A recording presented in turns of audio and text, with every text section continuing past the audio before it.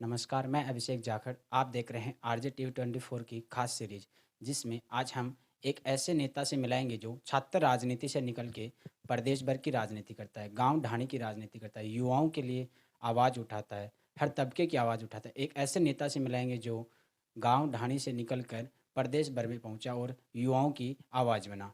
एक ऐसे नेता जिनका नाम है छुटन जी यादव। छुटन जी, हम शुरुआत करते हैं आपकी छात्र राजनीति से लेकर आप जो गांव ढाणी और शहर की राजनीति तक पहुंचे, वहां तक का सफर कैसे तय किया और कैसा रहा? अभिषेक जी, हमने प्रारंभ से ही जब मैं विद्यालय में पढ़ता था, उस समय से ही विद्यार्थी परिषद से जुड़ा और निरंतर विद्यार्थी परिषद के जो भी सकारात्मक कार्य थे, जो भी संगठनात्मक कार्य थे, उनके माध्यम से यहाँ आसपास के नौजवानों को जोड़ने का काम किया विद्यार्थी परिषद के साथ और निरंतर हम संघर्ष करते रहे। काफ़ी लंबे समय से छात्र संघ चुनाव बंद थे। उसके बाद में 2010 में जब छात्र संघ चुनाव प्रारंभ हुए, तो 2010 में मेरे को विद्यार्थी परिषद संगठन ने छात्र संघ प्रत्याशी बनाया और मैं उस छात्र संघ चुनाव में विजय घोषित हुआ। वहीं से हमारी जो छात्र राजनीति की शुरुआत है। जी, आपने जैसे एबीवीपी की बात की, विद्यार्थी परिषद की, तो आपकी विद्यार्थी परिषद है वो बीजेपी का एक छात्र संगठन है और आपकी विचारधारा बीजेपी से मिलती जुलती है। तो फिर आपने आरएलपी में जाना क्यों उचित समझा और हनुमान बेनीवाल का क्यों साथ लिया? बिल्कुल अभिषेक जी, आपकी बात सार्थकता है, मैं आपकी बात का समर्थन करता हूँ। निश्चित रूप से अखिल भारतीय विद्यार्थी परिषद एबीवीपी भारतीय जनता पार्टी का अग्रिम संगठन है। वो विद्यार्थियों के लिए काम करता है। भारतीय जनता पार्टी मुख्य विचारधारा की पार्टी है। हमने उनसे निश्चित रूप से जुड़ाव हमारा जीवन से रहा है। लेकिन प्रत्येक व्यक्ति को कहीं न कहीं प्रत्येक पार्टियों से अपने आप में एक गरिमा रहती है और अपेक्षा रहती है कि हमारे को अवसर मिले। वो अवसर हमें नहीं मिल पाया और बढ़ता हुआ जो इस राजस्थान की जनता और जनार्दन का जो जनाधार था, वो निश्चित रूप से राष्ट्रीय लोकतांत्रिक पार्टी के सुप्रीमो हनुमान जी बेनीवाल के साथ था। 2018 में जब विधानसभा के चुनाव थे, उससे पूर्व राष्ट्रीय लोकतांत्रिक पार्टी का गठन हुआ और हनुमान जी बेनीवाल से हमें जुड़ने का अवसर प्राप्त हुआ। उनके माध्यम से हम नौजवान आके चुनाव लड़कर इस जनता के सामने आगे आने का हमारे को मौका मिला। जी, अक्सर हम देखते हैं कि आपके एक छोटे से आह्वान पर चौमू की जनता आपके साथ आ जाती है। तो ये क्या छुटन जी यादव का एक वर्चस्व है या फिर कुछ और? बिल्कुल अभिषेक जी, मैं आपको बताना चाहूँगा कि निरंतर 2010 से 2022 के इस राजनीति सफ़र में निश्चित रूप से राजस्थान चौमू की आवाम के लिए मैं निरंतर नौजवानों के हक और अधिकार की लड़ाई लड़ता रहा। 36 बिरादरी के लोगों को साथ लेकर चलता हूँ और प्रत्येक व्यक्ति और समुदाय की जो भी समस्या होती है, उन समस्याओं का समाधान करने का सार्थक प्रयास मेरा रहता है। इसीलिए नौजवानों को हुजूम है कि जब भी मैं एक छोटा-सा आह्वान होता है या कोई प्रदर्शन होता है, तो नौजवान निश्चित रूप से अपने स्वयं के खर्चे से, स्वयं के विवेक से उस आंदोलन में अपनी भूमिका निभाते हैं। जिस प्रकार से भगत सिंह जी ने आज़ादी के लिए अपने बलिदानों की आहुति दी, उसी प्रकार से इस गरीब के बेटों को आगे बढ़ाने के लिए नौजवान मेरे साथ कंधे से कंधा मिलाकर साथ देते हैं। जी।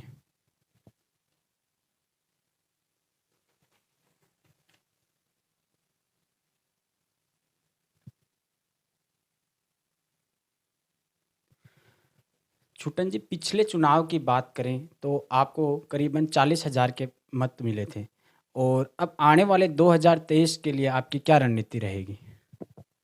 निश्चित रूप से अभिषेक जी, 2018 के चुनाव में बहुत नज़दीक से चुनाव में हारा, लेकिन मैंने हार नहीं मानी। निरंतर 2018 से 2023 का सफ़र तय होगा। उस सफ़र में जो भी बीच में जो चुनाव हुए, चाहे वो नगर पालिका के चुनाव हो, चाहे वो पंचायती राज के चुनाव हो, निश्चित रूप से हमने प्रत्येक चुनाव लड़ने का यहाँ के लोगों को अवसर दिया और प्रत्येक उस अंतिम छोर पर जो बैठा व्यक्ति था, वो अपने आप से ये ऐसा ऐसा ही महसूस करता था कि भारतीय जनता पार्टी और कांग्रेस हमें अवसर नहीं देती है। लेकिन तीसरी ताकत के रूप में राष्ट्रीय लोकतांत्रिक पार्टी से लोग जुड़े, तो हमने निरंतर हमारे 21 उम्मीदवार हमने नगर पालिका में प्रत्याशी बनाए। उनमें से एक प्रत्याशी हमारा जीता नगर पालिका के पार्षद के रूप में और लगभग 8-10 सीटों पे हम सेकंड स्थान पे रहे। वैसे ही हमने पंचायती राज चुनाव लड़ाए, तो पंचायती राज चुनाव में भी 17 सीटों पे हम लड़े और लगभग 25,500 हमें मत इस जनता ने दिए और लगभग 3 प्रत्याशी हमारे जीत के आए और 6-7 प्रत्याशी हमारे बहुत नज़दीक मुकाबले से हारे। निरंतर मैं पिछले 3 वर्षों से और 2023 का जो मुकाबला है, उसके लिए हम तैयार हैं, यहाँ के नौजवान तैयार हैं और निरंतर ये कार्यशैली के तहत प्रत्येक गांव और ढाणी और शहर में जाने का मैं प्रयास करता हूँ।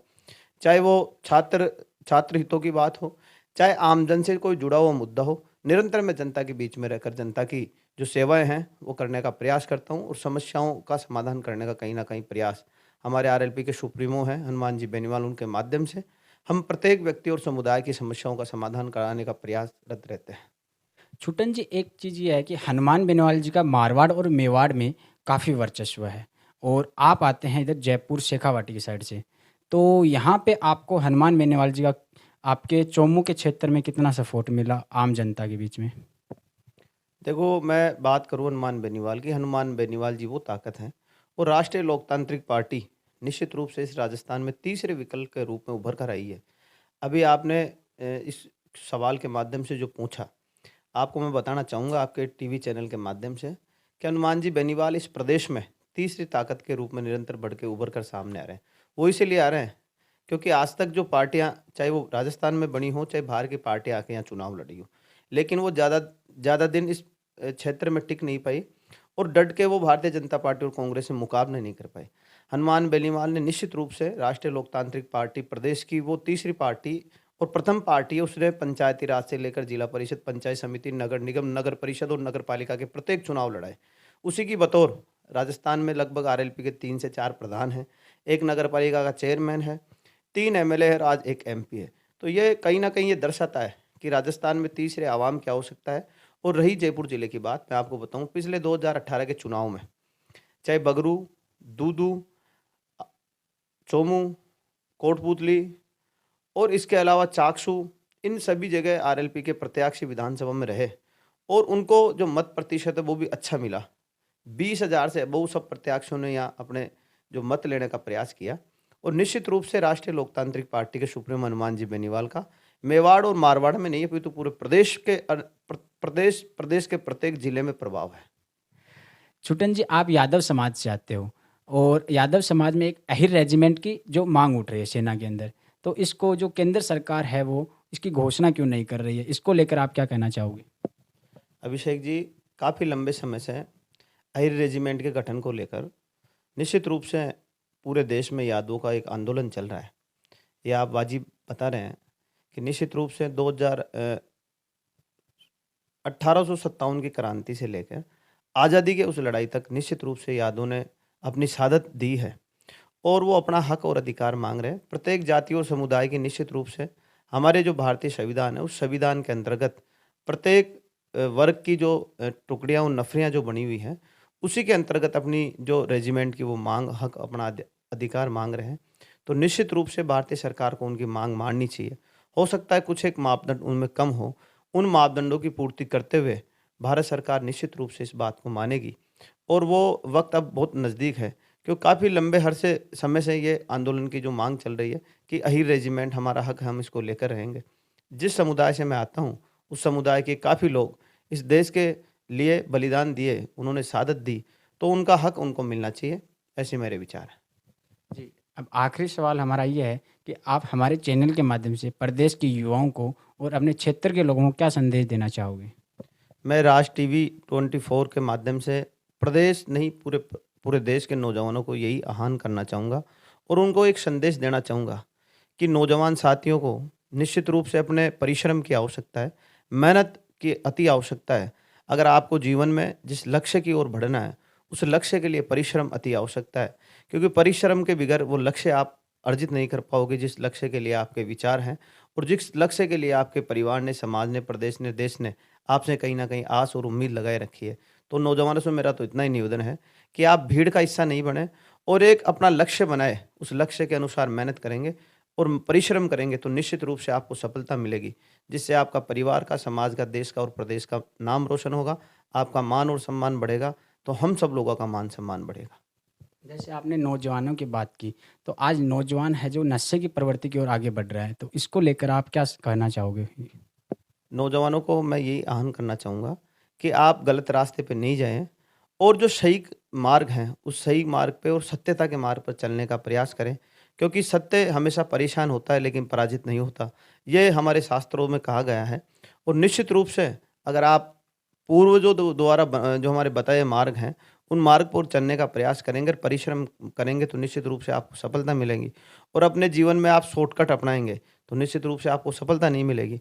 और नौजवान जो वर्तमान के परिप्रेक्ष्यता में जो हम देख रहे हैं कि नशे की ओर अग्रसर हो रहा है, लेकिन निश्चित रूप से मैं नौजवानों से आह्वान करना चाहूँगा कि आप अपने इस विचारों को त्यागें और नशे की लत अपने जीवन में नहीं लगाएँ, जिससे हमारे खुद का, परिवार का, समाज का नाम कहीं न कहीं आहत समाज को पहुँचती है और अपने जो माता-पिता हैं, हमारे पूर्वज हैं, उनका भी नाम खराब होता है। तो आप निश्चित रूप से नौजवानों से ये अपील करना चाहूँगा कि आप नशे की प्रवृत्ति से दूर रहें और अपने जीवन में परिश्रम करें, जिससे आपको सफलता मिले।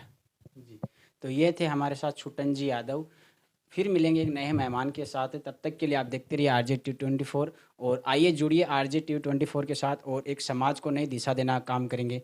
जय हिंद, जय राजस्थान।